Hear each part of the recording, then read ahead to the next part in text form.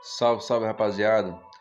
Mais uma vez aqui para compartilhar um pouquinho do Evangelho, né? Nós estamos na leitura do Evangelho de Mateus. Na leitura passada a gente falou sobre Jesus Cristo anunciando, né, que é da crucificação.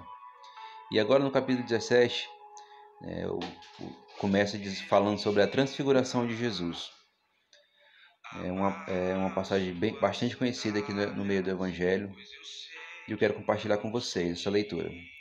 Acompanhe comigo. 6 dias depois, tomou Jesus consigo a Pedro e a Tiago e a João, seu irmão, e os conduziu em particular a um alto monte. E transfigurou-se diante deles, e o seu rosto resplandeceu como o sol, e as suas vestes se tornaram brancas como a luz. E eis que lhe apareceram Moisés e Elias falando com ele. E Pedro, respondendo, disse a Jesus: Senhor, bom estarmos aqui. Se queres, façamos aqui 3 tabernáculos, um para ti, um para Moisés e um para Elias. E estando ele ainda a falar, eis que uma nuvem luminosa os cobriu.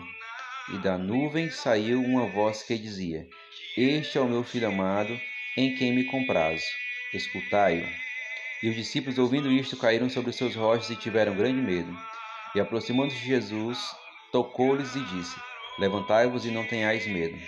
E erguendo eles os olhos, ninguém viram, senão unicamente a Jesus. E descendo eles do monte, Jesus lhes ordenou, dizendo: A ninguém conteis a visão, até que o Filho do Homem seja ressuscitado dentre os mortos. E os seus discípulos o interrogaram, dizendo: Por que dizem então os escribas que é mister que Elias venha primeiro? E Jesus respondendo disse-lhes: Em verdade, Elias virá primeiro e restaurará todas as coisas. Mas digo-vos que Elias já veio, e não o conheceram, mas fizeram-lhe tudo o que quiseram. Assim farão eles também padecer o Filho do Homem. Então entenderam os discípulos que eles falara de João o Batista. Voltando aqui para o início. Logo no primeiro verso, aqui o autor ele já declara que Jesus ele tomou consigo a Pedro, a Tiago e a João e os conduziu em particular a um monte. Isso nos revela o que, né? Sempre quando Jesus Cristo ele queria ter uma comunhão maior com Deus, quando ele queria estar a sós com Deus, ele ia em particular para um monte. E agora que ele conduziu os discípulos, 3 discípulos. E logo em seguida que eles chegaram no monte, ele se transfigurou diante deles, né? Seu rosto resplandeceu como o sol e as suas vestes se tornaram brancas como a luz.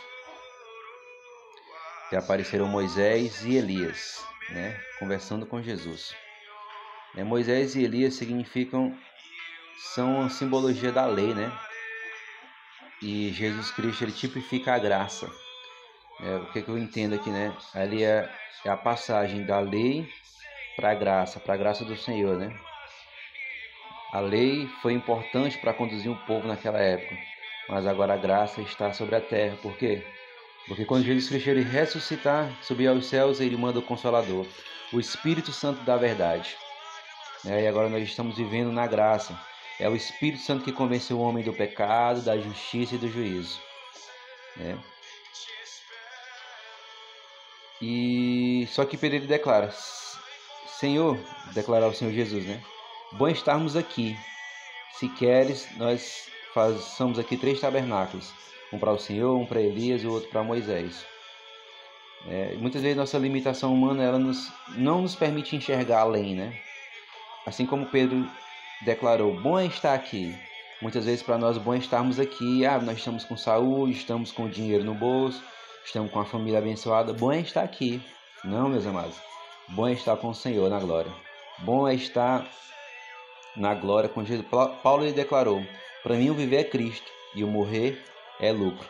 Quando nós morrermos aqui, passarmos dessa vida para melhor, com fé em Deus, não existe explicação para dizer quão bom é lá.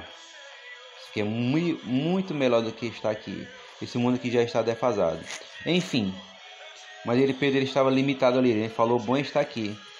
Ele nem terminou de falar, veio uma voz do céu que disse, este é o meu filho amado, em quem me comprazo. Escutai-o.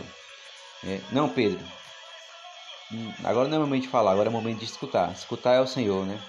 E o Senhor falou logo em seguida, né? Quando eles ouviram a voz, eles caíram Jesus Cristo disse: levantai-vos e não tenhais medo, né? Porque a glória de Deus é maravilhosa, eles até caíram. E Jesus Cristo ele continuou, né? Ó, vocês não contem para ninguém a visão, até que o Filho do Homem seja ressuscitado entre os mortos. Aí os discípulos fizeram algumas perguntas, enfim. Mas a conclusão do que eu tiro dessa passagem aqui, né? Jesus Cristo ele foi ali, se revelou, né? Aí os discípulos tiveram como se fosse uma visão celestial ali naquele momento. Apenas 3 discípulos, os mais próximos de Jesus, né?